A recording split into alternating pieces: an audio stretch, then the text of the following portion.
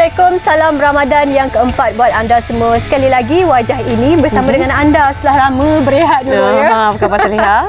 Alhamdulillah saya sihat. Kejap je dah masuk puasa keempat. Betul, puasa keempat dan saya yakin antara kita telah pun orang kata apa, imun dengan keadaan semasa ketika ini. Dah terbiasa awal puasa mungkin ada perasaan letih, lesu dan ketika ini dapat kita tangani dengan baik dan semoga kita terus istiqomah dapat menjalani puasa penuh sehingga hari yang ke-29 pada bulan ni.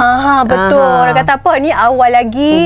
Jadi diharapnya bertabahlah kita semua beramai-ramai. Tibanya nanti waktu-waktu saya dulu awal-awal masih kecil-kecil, ingat lagi awal-awal kita ni berpuasa mungkin nak makan, nak buka apa ya. Tapi cabaran untuk setiap orang itu pastinya berbeza-beza lah di bulan puasa ni. Tapi satu yang saya terfikir juga, bagaimana cabarannya kalau ibu yang menyusukan bayi juga Nurul ya, bagaimana keadaannya. Dan itu yang kita akan bawakan, kita akan kupaskan sebentar saja lagi di dalam Apa Khabar Malaysia. Teruskan setia bersama kami dan seperti biasa Saleha, kita akan nak kongsi mengenai perkembangan semasa. Saya yakin pada bulan-bulan Ramadan ni kebanyakan antara kita mula memasak pelbagai resepi kerana bulan Ramadan ni selalunya agak istimewa kerana ketika inilah kita nak berbuka puasa dengan si keluarga. Kita meluangkan masa kadang-kadang pergi ke bazar Ramadan membeli makanan, tetapi ada yang lebih selesa untuk memasak sendiri dan pentingnya untuk kita mengetahui harga barang di pasaran dan pentingnya juga untuk harga pasaran tersebut tidak dimanipulasi dan tidak mengalami kenaikan kerana keadaan ekonomi sekarang ni bukan apa, segalanya agak terbeban untuk mereka berbelanja kan. Dan mungkin kita boleh kongsi mengenai bekalan harga ayam di pasaran ketika ini dilaporkan stabil. Saya yakin ini antara berita yang menarik nafas lega kerana ayam ni macam makanan roji juga, macam nasi juga sebenarnya. Sup ayam, kita buat rendang ayam dan banyak masakan yang melibatkan ayam jugalah ya. Betul. Di antara perinciannya Nurul. Dan bekalan ayam pada masa ini adalah stabil dan faktor sekaligus menyumbang kepada kestabilan harga ayam semasa. Ini diberitahu oleh Menteri Pertanian dan Keterjaminan Makanan Datuk Seri Muhammad Sabu bahawa pemantauan yang dilakukan oleh Jabatan Perkhidmatan Veterina menunjukkan purata harga ayam ladang yang direkodkan di seluruh Semenanjung selama 4 bulan sejak November adalah stabil, di mana purata harga ayam di ladang yang direkodkan di seluruh Semenanjung Malaysia sejak November 2023 adalah RM5.85 per kilogram. Disember 2023 adalah RM6.39 per kilogram dan Januari 2024 adalah sebanyak RM6.13 per kilogram dan ketika ini Februari dan sehingga kini adalah RM6.03 per kilogram dan tidak ada lagi sebarang kenaikan dilaporkan berlaku. Dan juga tambahan je lagi menjawab soalan itu, kita tahu adakah harga ayam akan naik mendadak ataupun menghadapi kekurangan bekalan di pasaran selepas pemalsuan subsidi dan juga kawalan harga serta sama ada subsidi telur grade A, B dan C akan diteruskan. Ianya berkata pada masa ini kerajaan berpandangan subsidi serta kawalan harga bagi telur ayam grade A, B dan C diteruskan dengan menggunakan mekanisme sedia ada dan sebarang perubahan kasar akan mengambil kira semua faktor terutamanya bekalan semasa juga. Jadi kita tahu dan kerisauan ini pastinya wujudlah di waktu-waktu bulan puasa dan pasti juga menghampiri hari raya nanti. Semua orang pasti risaukan bagaimana harga ayam dan juga bila kita nak masak banyak ni jodoh-jodoh hari raya yang bakal berkunjung tiba. Betul, dan apapun seharusnya kita lebih bersederhana lah kalau dah risau sangat kan. Kata, tapi apapun yang risau, seperti mana janji dan jaminan kerajaan, harga ayam akan terus dipantau dan elak daripada sebarang manipulasi dan bekalan pun pasti dipastikan telah mencukupi untuk berdepan dengan hari raya. Dan seperti biasa, itulah cakap-cakap pasal ayam ni balikkan rasa macam terfikir pasal ayam pula kan. Betul. Terus resepi hari ini adalah rendang ayam. Dan seperti biasa kita nak berikan anda panduan ramalan cuaca dan juga bersama rakan tugas yang dah bersedia di bilik berita. Selepas ini kembali bersama dengan kami di Apa Khabar Malaysia.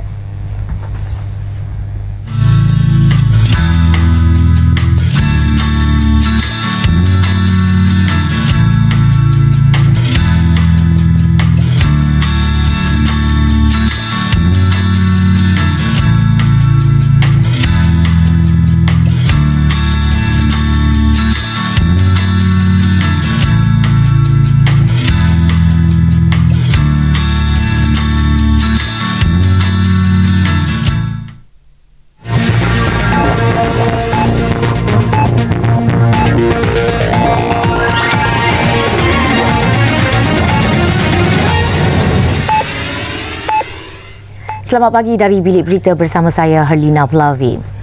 Dasar Pendidikan Teknikal dan Latihan Vokasional TVET negara yang akan diluncurkan pada Jun ini mempunyai matlamat penting bagi menyediakan tenaga kerja berketerampilan bagi keperluan pasaran tenaga negara dalam bidang teknologi baharu. Timbalan Perdana Menteri Datuk Seri Dr. Ahmad Zahid Hamidi menyifatkan dasar yang memperlihatkan Pelan Hala 7 sehingga tahun 2050 itu sebagai dasar yang komprehensif kerana bukan hanya menyelaraskan 1,345 institusi TVET, malah ia turut melibatkan penyediaan dan pengukuhan kursus berasaskan teknologi tinggi.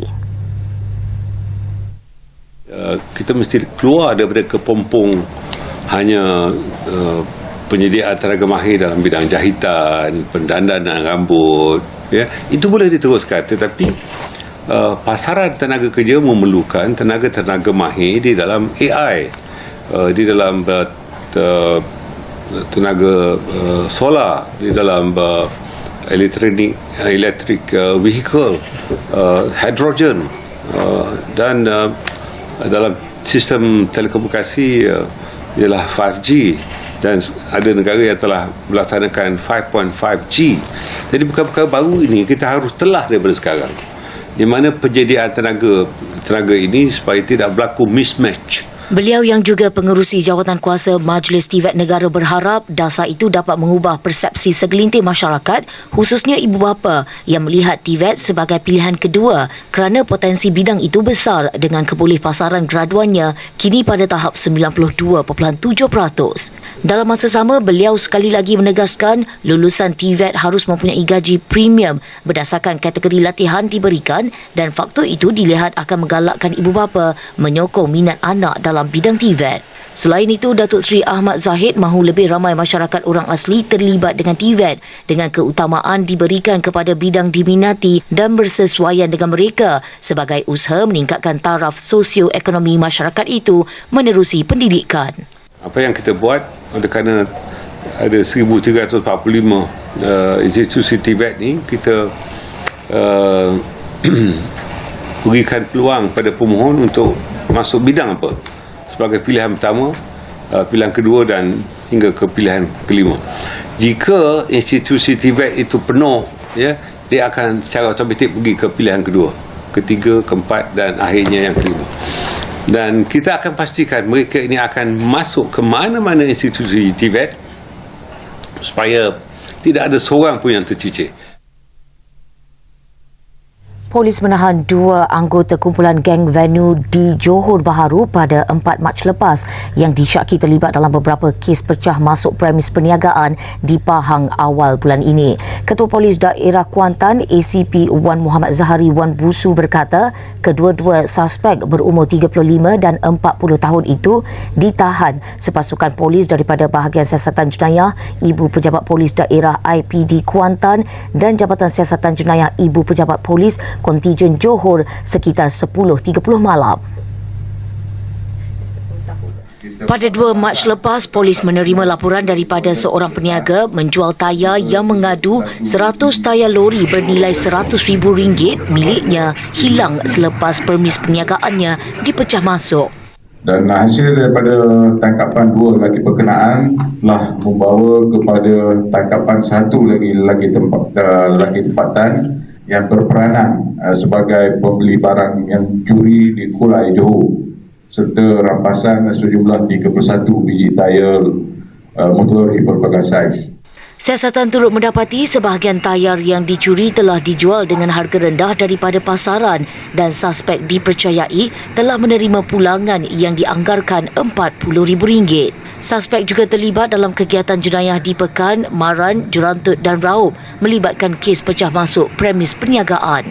Suspek utama berusia 35 tahun itu mempunyai 33 rekod kesalahan jenayah, antaranya berkaitan pecah masuk rumah, manakala rakannya itu mempunyai 14 rekod lampau berkaitan jenayah serta narkotik, dan suspek ketiga yang disyaki membeli barang curi turut mempunyai 3 rekod lampau. Beliau berkata dengan tumpasnya geng berkenaan, katanya polis berjaya menyelesaikan 8 kes pecah masuk premis perniagaan dan gudang, iaitu 4 di Kuantan, masing-masing 1 di Pekan, Maran, Jerantut dan Raub. Semua suspek kini direman di Maran bagi membantu siasatan mengikut Seksyen 457 Kanun Keseksaan dan Seksyen 411 Kanun Keseksaan. Polis meminta keluarga kanak-kanak perempuan yang didakwa menjadi mangsa serangan 2 anjing liar di Pangsafuri Taman Suri Pendamar, Klang baru-baru ini untuk segera tampil membuat laporan.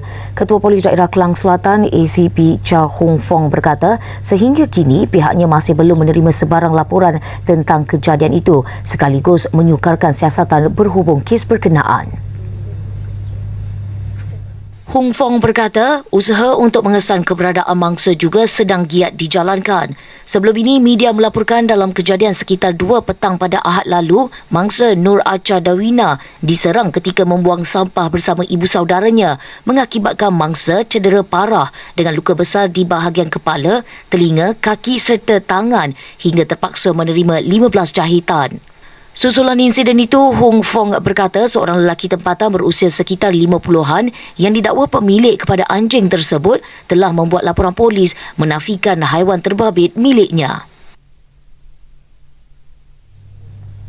Sekian dari Bilik Berita, saya Helena Pahlavi. Salam hormat dan salam Malaysia Madani.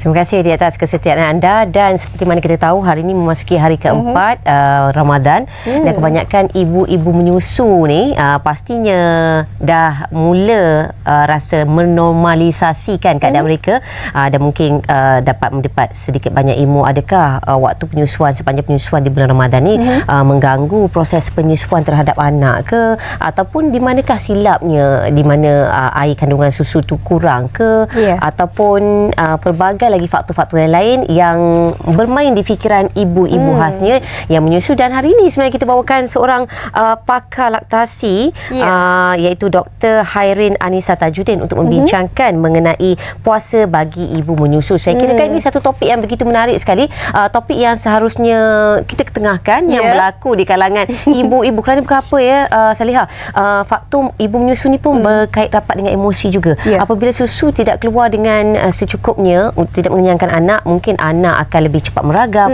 dan ibu pun akan lebih stres. Bagi kita yang tidak menyusukan bayi ni, cabarannya berbeza. Tapi bagaimana pula cabaran bagi ibu yang menyusukan bayi ni? Jadi di studio istimewa kita bawakan tetamu bersama dengan kita iaitu Dr. Hairin Anisa Tajuddin, pakar kanak-kanak dan juga pakar laktasi yang seperti diperkenalkan oleh Nurul sebentar tadi. Assalamualaikum Doktor, apa khabar? Waalaikumsalam warahmatullahi wabarakatuh. Okey Doktor, mungkin permulaannya inilah kita bercakap tentang ibu yang berpuasa tetapi menyusukan bayi juga. Bagaimana keadaannya itu seringkas permulaannya, Doktor boleh terangkan dahulu? Sebenarnya kalau kita tahu yang puasa ni memang kita wajibkan kepada semua orang dan menyusu ibu ni adalah syariat. Salah satu syariat yang digalakkan dalam Al-Quran. Jadi kedua-duanya penting, betul tak? Jadi untuk pada ibu-ibu yang menyusu, dia sebenarnya tak ada isu kalau dia boleh maintain production dia dan kesihatan dia, kesihatan bayi. Jadi sebenarnya ibu-ibu yang menyusu ni mampu untuk menyusukan, ibu-ibu yang menyusukan ni mampu untuk berpuasa lah sebenarnya. Tapi ada beberapa keadaan yang menyebabkan mereka tak mampu. Macam tadi apa ni, Saliha bercakap tadi kan, memang berbezalah dengan orang-orang yang tidak menyusukan bayi ni kan. Jadi rutin berbeza, berubah waktu untuk dia memerah sebab waktu sahur bukan breakfast lagi dah. Waktu sahur dah bertukar. So jadi waktu bertukar, waktu bekerja, waktu pumping, kesihatan badan dia, tenaga dia, pengambilan air dia cukup ke tak cukup sebab masa tu dah jadi pendek untuk dia minum air kan. Jadi itu antara cabaran-cabaran yang termasuklah emosi sebab kerja penat lagi, balik nak susukan anak lagi, mana lagi nak mengepam. Dekat tempat kerja pun bukan dia nak mengepam dengan kerap, macam itulah. Jadi cabaran-cabaran ni memang untuk ibu yang menyusu dia kena hadapi.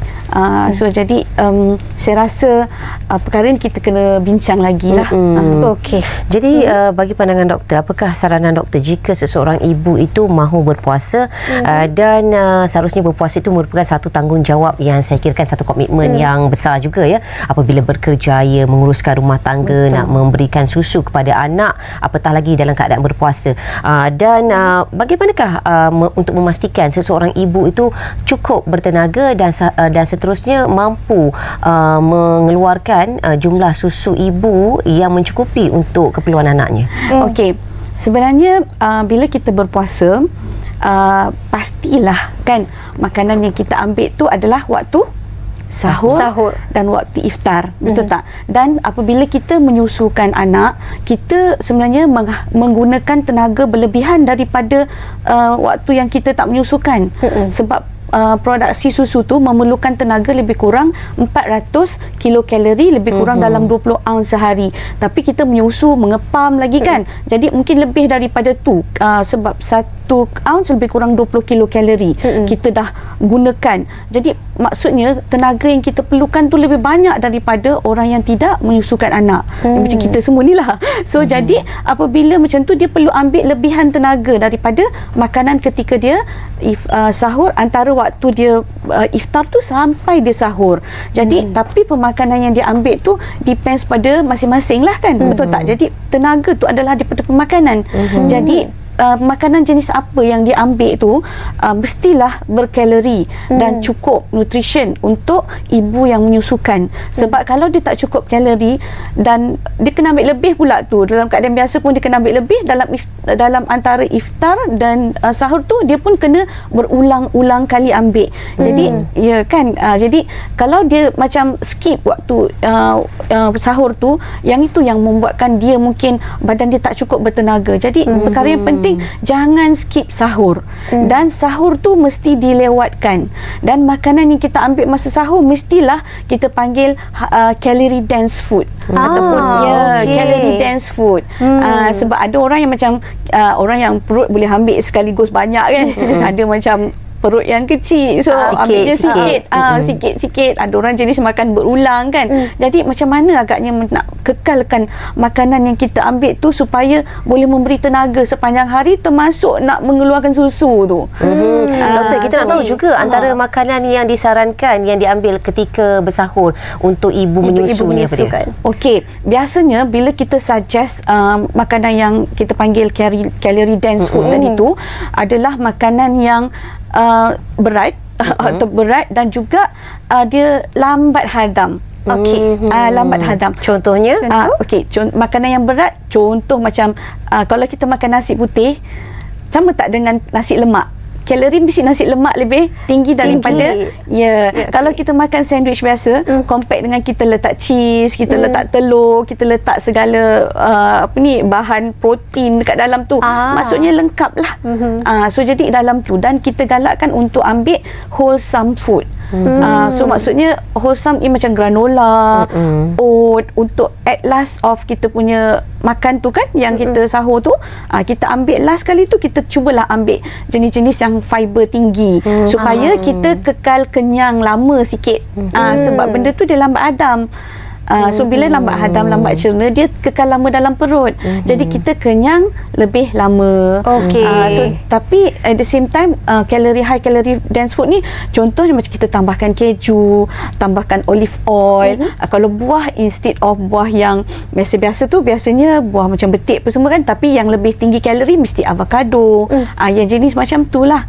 So jadi ada certain kita boleh tengok pada carta makanan berapa kalori kita makan tu kan. Macam biryani tinggi kalori dia, so tapi takkanlah hari-hari nasi biryani kan, so tukar-tukarlah juga. Kalau nak western tu, carilah yang jenis macam penuh dengan cheese, dekat dalam tu ada susu, ada apa semua dalam tu.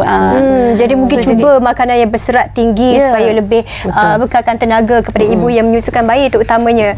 Jadi bercakap tentang makanan yang digalakkan makan ataupun diambil, jadi mungkin ada atau tidak doktor, mungkin makanan ataupun minuman yang patut dielakkan bagi ibu-ibu yang menyusukan bayi ni mungkin memberikan kesan yang tidak baik kepada badan mereka, contohnya? Okey, makanan kita tahu bila kita bersahur, kita akan rasa haus, betul tak? Betul. Dan menyusukan anak ni kita perlukan air banyak. Nanti kita cerita pasal air pula ya. So jadi bila kita makan atau minum sesuatu yang lebih masin, sebab sup pun masin kan, kalau terlebih masin ataupun sesuatu yang lebih masin, banyak garam, apa terjadi pada kita punya osmoreceptor, maksudnya kita punya daya kesan di otak, otak kita akan sense macam macam kita ni kekurangan air sebab tinggi garam, jadi dia akan rasa thirsty, so dia akan lebih dahaga daripada biasa. So jadi kita tak galakkan untuk mengambil makanan yang terlalu tinggi garam, masin, macam tu. Dan kalau kita tak galakkan, ibu-ibu ni kalau dah tahu ada makanan dia alah ataupun kita panggil food intolerance, kita jangan ambil lah, sebab benda tu akan menyebabkan, especially masa buka puasa dengan sahur tu, jangan makan benda-benda yang kita dah tahu memang perut kita akan jadi sangat sakit, grumpy, muntah, akan jadi loya. Kita dah tahu macam tu, kita elakkan. Dan elakkan minuman yang tinggi gula, sebab tinggi gula ni pun akan menyebabkan kita panggil osmotic diuresis, maksudnya dia akan mengeluarkan air banyak, jadi kita akan rasa haus juga. Sedangkan kita nak menyusu ni 80% dalam susu kita adalah air. Jadi kalau kita kurang air, susu mungkin banyak air lah kita hasilkan, tapi kita sendiri jadi dehidrasi, mungkin dehidrasi macam tu lah. Okey, dan doktor, kita nak tahu juga bagaimana untuk mengetahui bahawa air susu yang dikeluarkan oleh seseorang ibu tu mencukupi keperluan yang dapat ditampung keperluan oleh si bayi tersebut. Ni dalam keadaan biasa ke atau macam mana? Sebab kadang-kadang apabila dalam bulan puasa mungkin kita menyusukan anak tu, kita rasa cukup kot susu saya ni, tak ada masalah, tetapi mungkin macam mana kita nak memastikan bahawa air susuan itu mencukupi untuk keperluan bayi ketika menyusu tersebut. Apa yang boleh kita kenal pasti melalui apa? Okey, pertama sekali kena faham yang puasa tidak menyebabkan kita kurang penghasilan susu dan kurang nutrition, tak. Dia tak akan berlaku macam tu, sebab short duration je kan, sekejap je. So jadi tidak mengurangkan penghasilan susu. Dan as long as kita maintain yang kita panggil more demand, more supply, maksudnya keep on produce milk, maksudnya kita akan sentiasa ada sense daripada bayi untuk menyusu dan kita mengemerah susu. Jadi dia akan otak kita akan sentiasa menghasilkan prolaktin untuk menghasilkan susu secukupnya, dan susu yang penghasilan tu akan menggunakan apa sahaja tenaga, makanan dan air yang ada dalam tubuh ibu.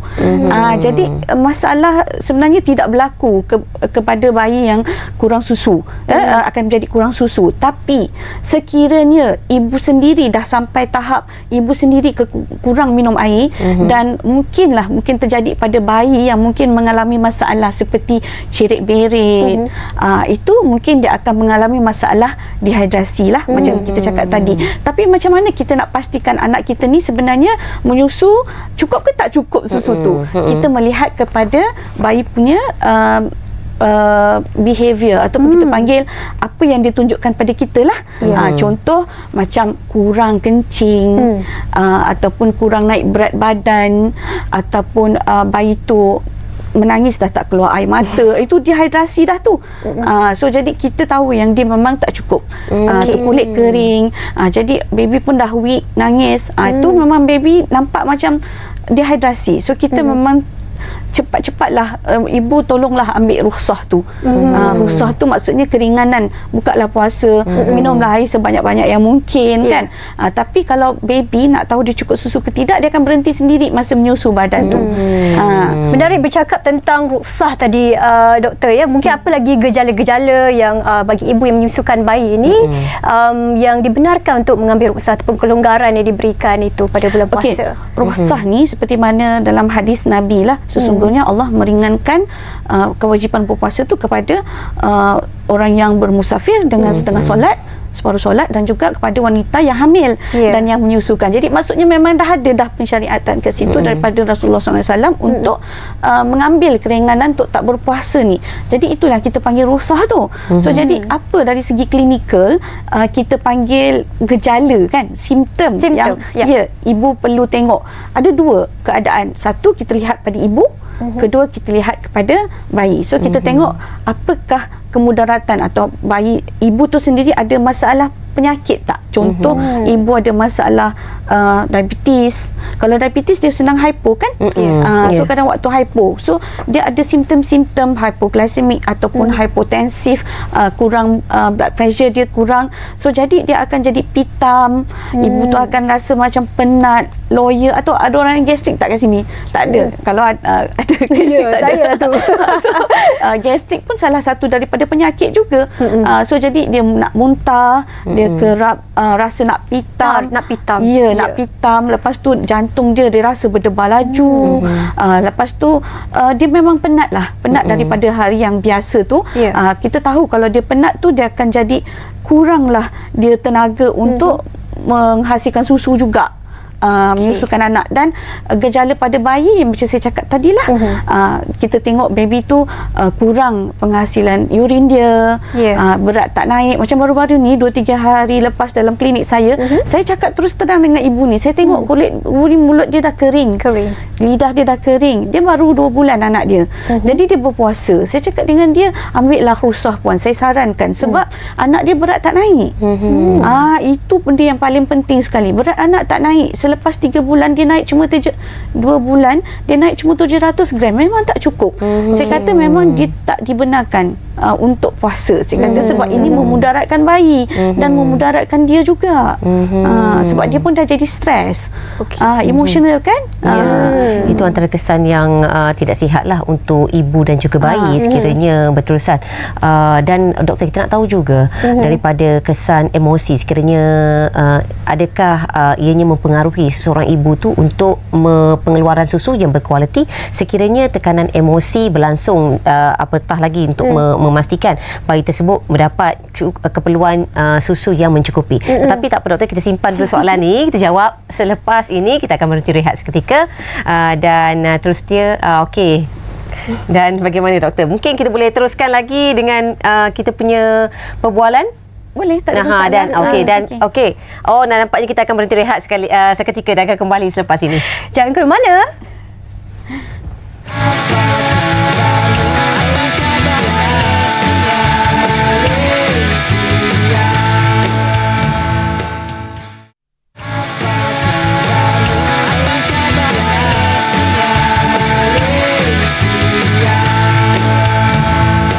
Okey, dia puasa bagi ibu menyusu dan kita masih lagi bersama dengan Dr. Hairin ya, untuk mengatakan mengenai topik ini. Tadi sebelum kita berhenti rehat seketika, saya ada menyentuh mengenai emosi ibu. Adakah ianya mempengaruhi pengeluaran susu untuk si anak? Kadang-kadang kalau doktor kata pagi-pagi pastikan sahur mencukupi, ambil makanan berkhasiat, minum air mencukupi.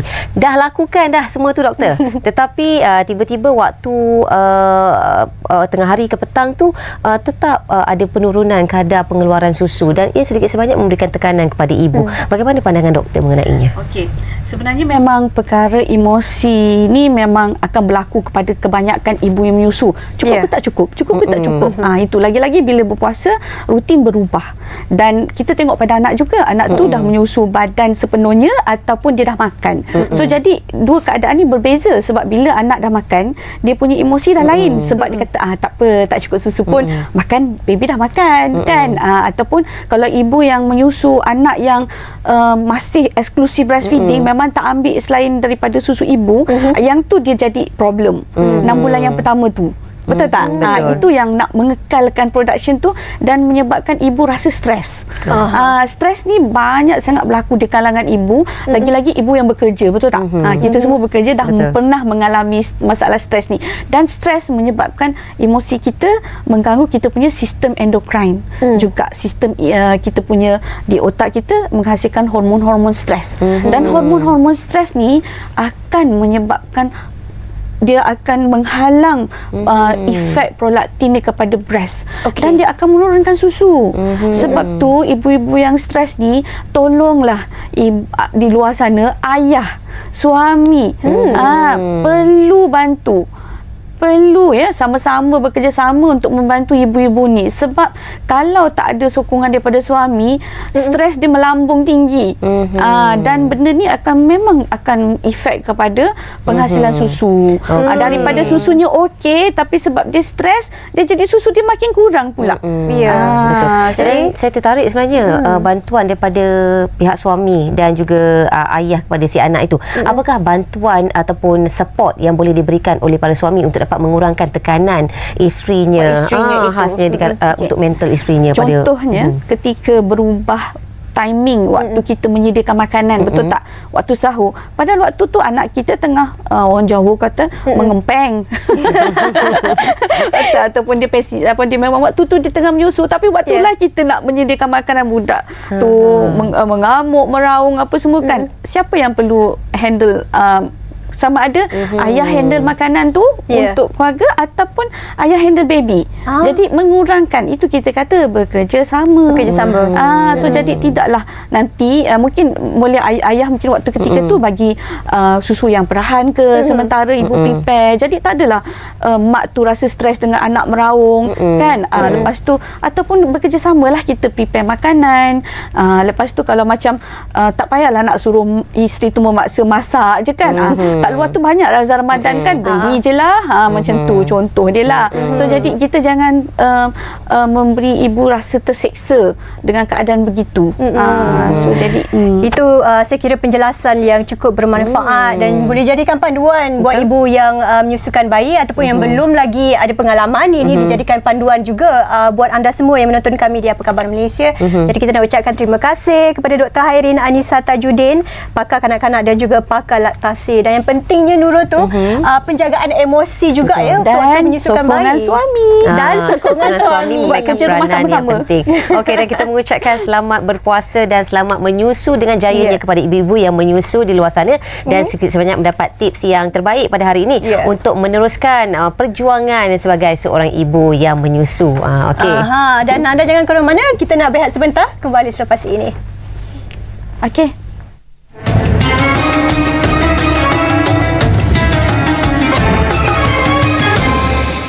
Assalamualaikum warahmatullahi wabarakatuh. Ramadan kembali lagi bertemu kita dengan tawaran-tawaran sangat istimewa. Sebab itu di dalam bulan Ramadan ini ada macam-macam yang Allah Subhanahu wa taala tawarkan kepada kita. Jadi kita harus mengambil peluang ini untuk merebut peluang-peluang tersebut. Di antaranya Nabi SAW ada berpesan, setiap amalan fardu akan dilipatkan 70 kali ganda. Manakala amalan-amalan sunat dilipatkan jadi seperti amalan-amalan fardu. Bayangkan, setiap satu amalan itu Allah gandakan dengan pelbagai gandaan. Ini satu peluang yang hanya ada di bulan Ramadan. Allah berfirman, A'udzubillahi minasyaitonirrajim. Bismillahirrahmanirrahim. Ya ayyuhalladzina amanu kutiba alaikumusiyam kama kutiba alal ladzina min qablikum la'allakum tattaqun. Wahai orang beriman, difardukan ke atas kamu berpuasa seperti mana puasa ini pernah difardukan ke atas umat-umat sebelum kamu. Mudah-mudahan puasa ini melahirkan orang yang bertakwa. Nak dapat takwa, kita kena ada usaha lebih, rebut ganjaran. Walaupun ayat-ayat dan juga ayat Al-Quran dan juga hadis Nabi SAW memberitahu dalam bentuk motivasi, mudah-mudahan motivasi ini menyengat dan juga hinggap di hati dan ada tindak balas daripada kita. Kita jaga solat-solat sunat, kita jaga solat-solat fardu, kita jaga zikir-zikir yang harus, yang zikir-zikir yang senang untuk kita baca, subhanallah, alhamdulillah, la ilaha illallah, dan selawat ke atas Nabi SAW. Dan jangan pula lupa untuk berdoa, sebab doa di bulan Ramadan ini adalah mustajab. Jadi amalan-amalan ini ada satu keistimewaan, ada satu perhatian khusus daripada Allah Subhanahu wa taala. Kerana kita telah dikekang daripada makan dan minum di siang hari, maka masa itu kita peruntukkan, kita divertkan pergi buat amalan soleh. Mudah-mudahan bulan Ramadan kali ini kita dapat merasakan kehebatannya, keluar biasaannya dengan memperlihatkan reaksi kita dalam meraihkan bulan Ramadan melalui amalan-amalan yang saya sebutkan tadi. Jangan tinggalkan peluang ini, kerana peluang ini belum tentu kita akan bertemu pada tahun akan datang. Selamat beramal, mudah-mudahan kita beroleh kejayaan melalui la'allakum tattaqun, lahir orang yang bertakwa.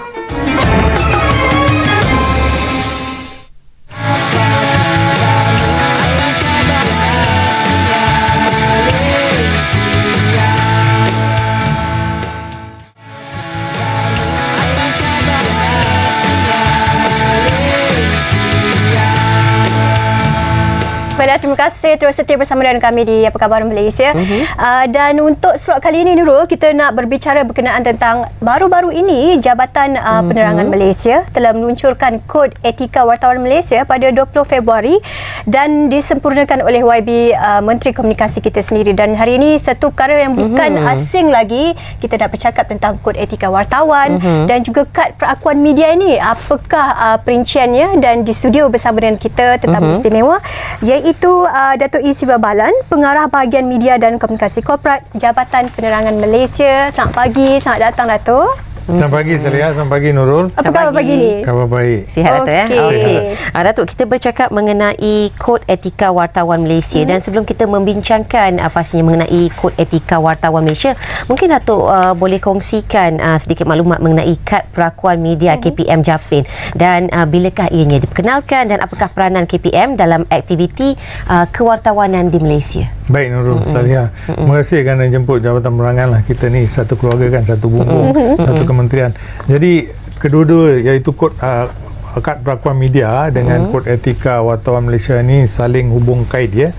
Jadi berkaitan dengan Kad Perakuan Media ni, saya ingat lagi sebab tahun 1991 saya menjadi wartawan di sini di Bernama.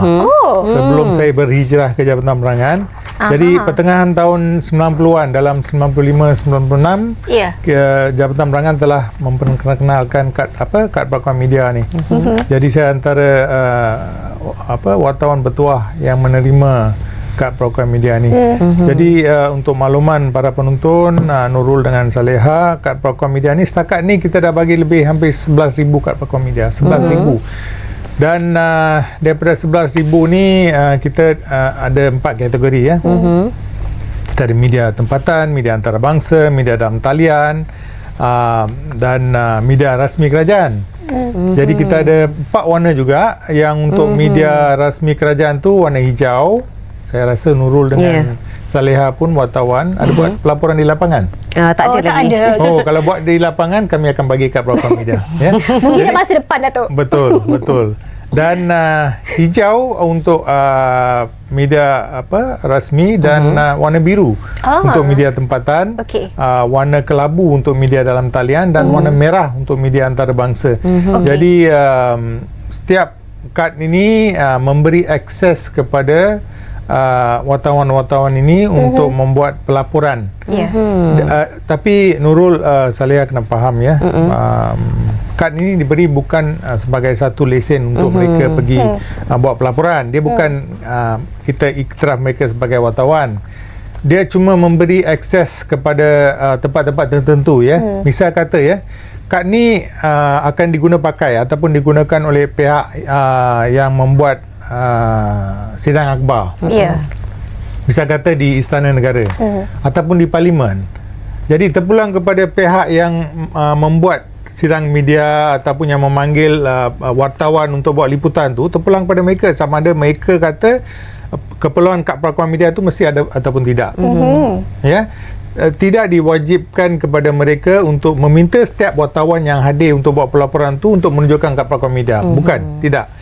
Terpulang kepada mereka. Kalau mereka rasakan ada isu keselamatan di tempat mereka, maka mereka akan meminta JAPAN untuk memberi senarai nama-nama wartawan yang mempunyai kad perakuan media. Lebih kepada untuk mendapatkan kesahihan lah daripada seseorang itu merupakan pengamal media yang sah ataupun sebaliknya. Ya, betul. Okey. Dan untuk setiap kad perakuan media ini, Datuk, pastinya ada sah tempoh lakunya dan mungkin Datuk nak terangkan berkenaan tentang tempohnya. Baik Salihah, soalan yang baik. Baru beberapa hari yang lepas isu ni memang kebelakangan ini sampai ke Parlimen dan Menteri pun kena jawab di Parlimen. Jadi kami di Jabatan Penerangan telah pun membuat pengumuman tentang tempoh sah laku terkini terbaru untuk setiap kategori. Jadi untuk kategori media dalam talian, media tempatan, media rasmi ya, kita akan bagi tempoh untuk 2 tahun. Ya. Sebelum ni kita macam kita tengok sama ada kita perlu bagi 6 bulan, setahun dan maksimum 2 tahun. Tapi sekarang across the board dengan izin, jadi kita bagi 2 tahun. Tetapi untuk media antarabangsa, satu lagi ketetapan yang diambil oleh menteri adalah untuk media antarabangsa ni. Wartawan tempatan yang bertugas dengan media antarabangsa ni sebelum ni setahun. Sekarang kita bagi 2 tahun. Sebab dia lokal kan, warga negara Malaysia kan. Tapi untuk warga asing yang datang buat pelaporan di sini, bekerja untuk media agensi asing, masih lagi setahun.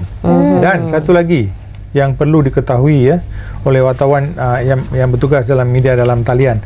Media dalam talian ada 2 yang sudah pun berdaftar dengan jabatan penerangan, kita bagi 2 tahun. Tak ada isu. Yang media dalam talian yang baru nak berdaftar dengan jabatan penerangan. Ini bukan media dalam talian yang baru didaftarkan dengan SSM, bukan. Media dalam talian yang baru berdaftar dengan jabatan penerangan, dia bagi sedarai wartawan dia. Jadi wartawan tu kita bagi 6 bulan. Mengapa kita bagi 6 bulan? Kita ada pelbagai proses sebab kita ada satu SOP di mana antara SOP itu adalah kita kena lihat dalam 6 bulan ni dia aktif tak. Kita ada kes Saleha, Nurul, keselamatan, iaitu melibatkan isu keselamatan di mana ada pihak dia media dalam talian ni senang buka aja satu, lepas tu mohon kepada JAPEN untuk mengeluarkan kad. Lepas 2 bulan dia hilang. Maksud dia syarikat tu portal tu dah tak aktif, tapi dia guna kad tu untuk pergi tempat-tempat ini menunjukkan dia bona fide punya wartawan. Ini satu. Yang kedua, 60% daripada berita sekarang ni senang. Saya pergi berdaftar satu media dalam talian, ambil stories ataupun berita daripada bernama. Semua bernama. Jadi buat apa you nak keluarkan ataupun nak adakan satu media dalam talian? So 60% daripada berita anda perlulah berita hasil sendiri. Dan perlu politik, ekonomi, sukan dan sebagainya. Bukan hanya kepada politik ataupun kepada sukan. Itu syarat-syarat yang ditetapkan untuk memastikan bahawa betapa mahalnya untuk memiliki kad ini media itu. Okey, dan Datuk, kita berbalik kepada topik utama kita hari ini, iaitu mengenai perbincangan kita pada pagi ini, iaitu mengenai kod etika wartawan Malaysia yang diluncurkan pada 20 Februari 2024. Dan mungkin Datuk boleh jelaskan mengenai latar belakang kod etika tersebut dan apakah tujuan utama JAPEN memperkenalkan kod etika ini. Terima kasih Nurul. Saleha, saya nak tunjuk sini, ini yang diluncurkan ini buku. Buku ni menyatakan Kod Etika Wartawan Malaysia, Jabatan Penerangan Malaysia. Tapi sebenarnya kod etika ini adalah satu penambahbaikan. Penambahbaikan, bukan kod yang baru. Dia merupakan satu penambahbaikan daripada kod etika wartawan yang asal pada tahun 1989, iaitu yang diterbitkan oleh Malaysian Press Institute. Jadi kami rasakan selepas 35 tahun, hampir 40 tahun, kod etika wartawan MPR itu tidak ditambah baik, kan, tidak dikemas kini. Jadi kami mengusulkan kepada Yang Berhormat Menteri YB Fahmi, kena faham Jabatan Penerangan yang mengusulkan kepada menteri, sebab kami dalam urusan berkaitan media ni, jadi kami memaklumkan kepada menteri kami nak buat penambahbaikan, itu saja. Maksud dia maintain apa dia punya asal dia, maintain, tak ada perubahan.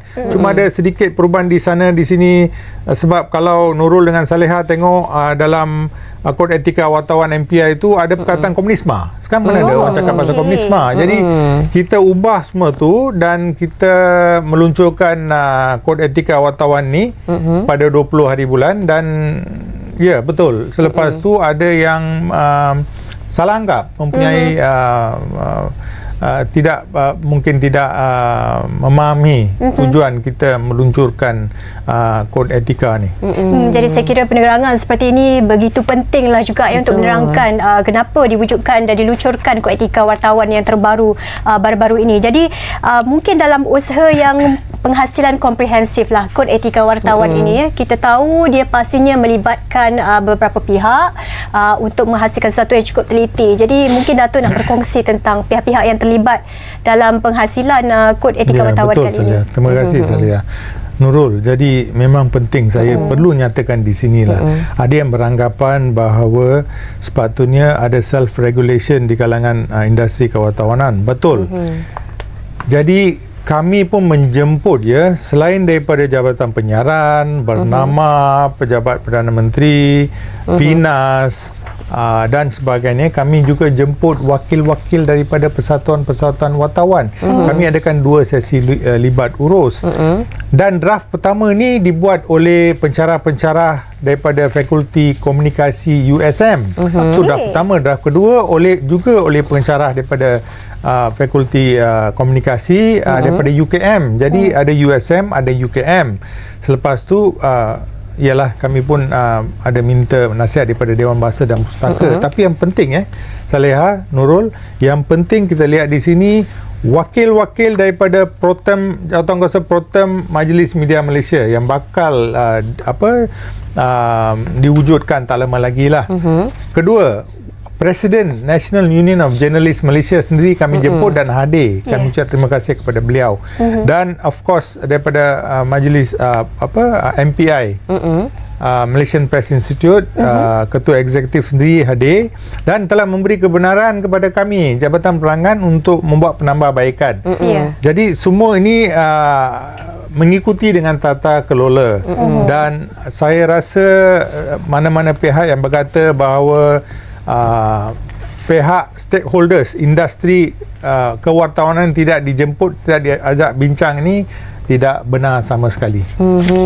Saya tertarik kepada adanya penambahbaikan yang seperti mana Datuk menyatakan yang telah pun diluncurkan pada iaitu dalam Kod Etika Wartawan Malaysia yang diluncurkan pada 20 Februari 2024. Dan antara penambahbaikan terhadapnya adalah terhadap Kod Etika Wartawan Malaysia yang dibuat berdasarkan perubahan semasa khususnya yang berkaitan media dalam talian. Dan mungkin Datuk boleh kongsikan sedikit sebanyak mengenai Kod Etika Wartawan yang dilancarkan pada 20 Februari baru-baru ini. Baik. Izinkan saya Nurul, Saleha, baca sedikit. Kita ada 8 prinsip utama Dan 8 prinsip ini memang wujud dalam Kod Etika Wartawan MPI tahun 1989 dahulu. Dan ada 1-2 saya nak bacakan di sini Prinsip pertama, wartawan bertanggungjawab menjadi suara masyarakat majmuk serta ejen pemudah cara dialog.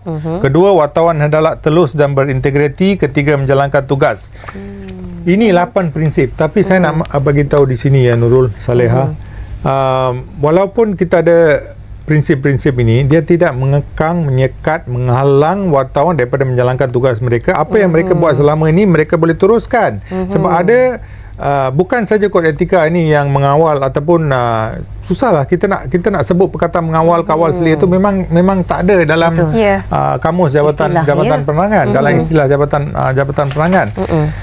Dalam kod etika ni dalam kod etika tidak pernah kami ataupun pihak Jabatan Penerangan menyatakan bahawa wartawan dilarang daripada mengkritik kerajaan. Tidak. Wartawan juga dilarang daripada memasuki kawasan premis tertentu. Tidak.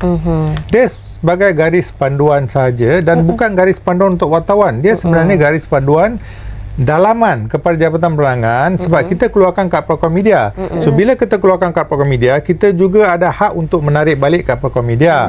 Jadi kita perlu fallback, perlu rujuk kepada sesuatu dokumen iaitu prosedur tetap operasi kami yang juga termasuk kod etika ni. Jadi bila seseorang wartawan itu ingin memohon untuk mendapatkan kad pelakon media, kami akan memberikan kod etika ni. Beliau perlu baca, perlu memahami. Dan juga ada prosedur tetap operasi. Jadi jika seseorang wartawan itu melanggar prosedur tetap operasi ini, Jabatan Penerangan ada hak untuk menarik balik. Tapi bukan sekadar itu saja Ada orang kata tarik balik lepas tu tak ada apa-apa berita. Tak ada. Yang Menteri sejak beliau mulakan tugas sebagai Menteri Komunikasi, banyak pembaruan telah dibuat. Yang pertama, Jabatan Penerangan bahagian media dulu kita buat apa yang dipanggil kawalan media. Maksudnya ada satu acara resmi, kita hantar kita punya pegawai untuk buat kawalan media. Perkataan kawalan media pun kita dah tukar sebab kawalan tu memberi konotasi yang negatif. Kita tukar pada pengurusan media. Pengurusan media. Dan satu lagi, mana-mana pihak yang terkilan yang kata macam mana boleh tarik balik kad saya. Kita tarik balik kad bukan secara individu. Kalau individu wartawan itu membuat satu kesalahan, tidak mengikuti dengan kod etika dan prosedur tetap operasi, satu entiti itu kita tarik balik. Maksudnya kalau ABC ni ada 20 wartawan, 20 pun kita tarik balik.